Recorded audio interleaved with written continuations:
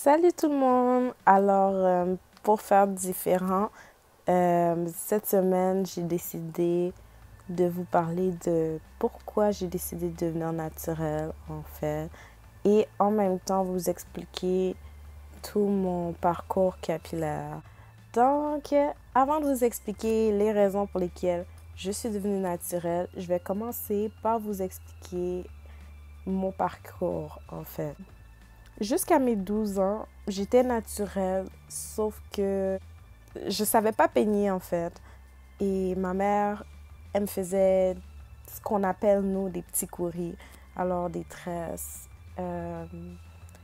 ou des unités. Et en fait, à mes 12 ans, j'ai demandé à ma mère de me faire une permanente parce que j'avais, je voulais avoir l'impression d'avoir les cheveux longs, de pouvoir les porter lisses. Puis je me sentais pas très féminine avec des tresses. Je trouvais que je ressemblais trop à un garçon. Alors j'ai juste demandé à ma mère de me défriser les cheveux. Avant que j'aille la permanente, jusqu'à mes 12 ans, j'étais naturelle. Mais par contre, mon problème, c'est que mes cheveux ne dépassaient pas mon cou, en fait. Et en plus, j'avais aucune idée de comment travailler ma texture. J'avais aucune idée comment je pourrais sortir de la maison avec les cheveux afro. J'avais aucune idée. Donc, j'ai dit, OK, mets-moi de la permanente. Puis, alors, à mes 12 ans, on m'a laissé les cheveux. J'aimais ça au début. Je me sentais plus féminine. Mais par contre, j'avais de la misère à garder mes cheveux détachés. Je n'aimais pas ça. J'avais toujours un problème. Soit que c'était trop laid, soit que c'était... En tout cas, j'avais toujours un problème. Donc, je les attachais. Et c'est ça. Alors, de 12 ans jusqu'à 20 ans, 19 ans, j'ai gardé la permanente.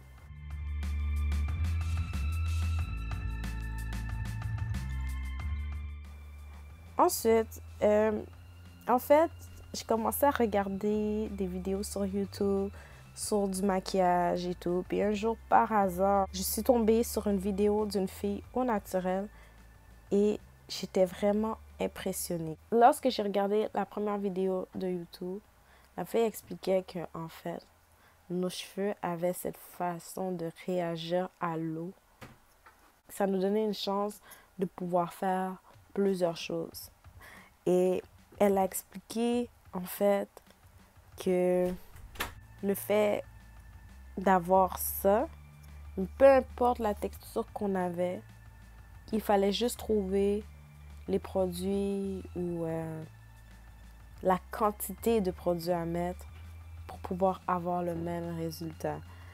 Quand j'ai vu, désolée, mais une noire avec des très beaux cheveux comme ça, je me suis dit, ben non, c'est impossible.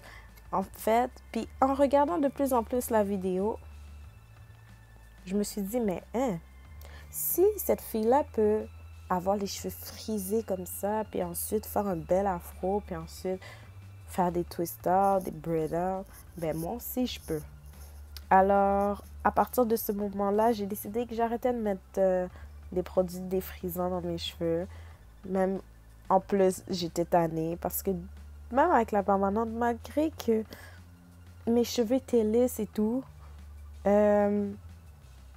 j'avais aucune idée de comment entretenir mes cheveux. Même ma coiffeuse, elle me le disait, Cynthia, tu dois faire quelque chose.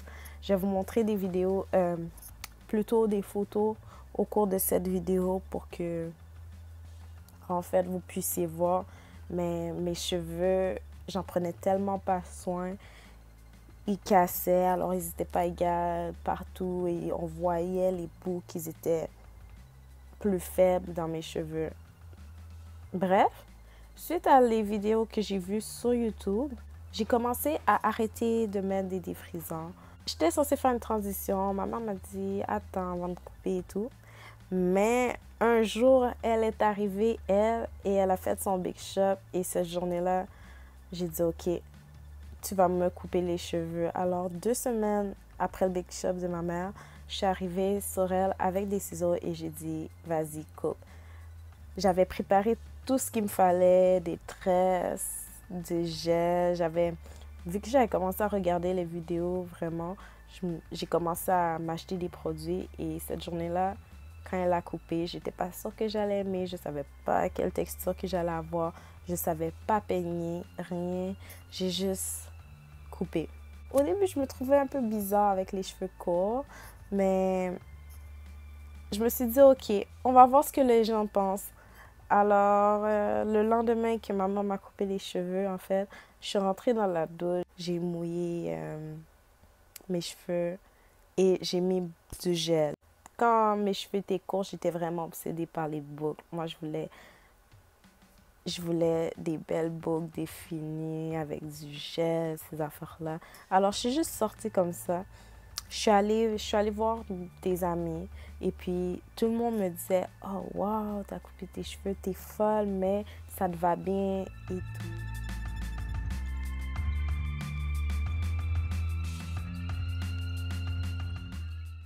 Quelques temps après que j'ai coupé mes cheveux, en fait, ils ont commencé à pousser vraiment rapidement. Pour de vrai, j'étais vraiment surprise. Comme 3 mois, 3 mois après les avoir coupés, je pouvais déjà commencer à les attacher. Et je crois que c'est parce que j'étais tellement obsédée par les boucles et tout que je mouillais mes cheveux à chaque jour. Je rentrais dans la douche, je mouillais, je mettais du gel, je sortais. Et puis tranquillement, ils ont commencé à pousser. J'ai pu commencer à faire des eye puffs. Ouais, c'est ça, à faire des eye puffs.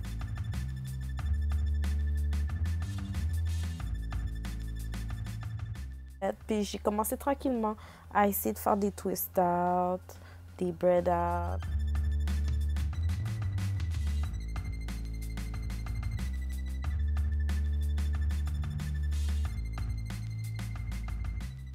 Au début, je ne savais pas peigner, alors j'ai raté beaucoup de coiffeurs. Mais ce que je faisais, je les changeais en puff. Et j'ai continué jusqu'à ce que arrive la première fois que je les aplatis, après à peu près 1 an. Lorsque je les ai aplatis, j'étais réellement surprise parce que en 1 an, j'étais arrivée à cette longueur que je n'arrivais pas à dépasser au secondaire. Même si mes cheveux étaient un petit peu plus courts que ce que j'avais, de voir que en 1 an, j'avais eu plus de progrès qu'en 12 ou même, on va dire, 20 ans de ma vie, c'était un choc. Alors, j'ai continué, en fait, à apprendre de plus en plus sur mes cheveux. Et puis, de plus en plus, j'ai commencé à devenir plus forte. J'ai continué à faire des braid out, des twist out. Et puis, à un moment donné, ils ont continué à pousser, évidemment. Et je ne pouvais plus vraiment faire de puff. Alors, j'ai commencé vraiment à blow dry, à, à faire encore braid out, twist out sur cheveux mouillés, secs, avec gel. Pour de vrai, cette année-là, j'ai vraiment décidé d'explorer à fond notre texture de cheveux et de voir tout ce que je pouvais faire.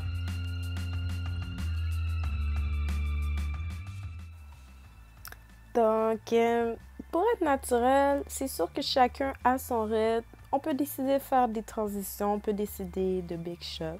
Mais moi, sérieusement, si vous pensez à devenir naturel, mais que dans votre tête, vous vous dites, oh, moi, j'ai pas le bon type de cheveux, oh, j'aurai jamais le temps de faire mes cheveux, je dois vous apprendre, c'est vraiment pas si compliqué qu'on le pense.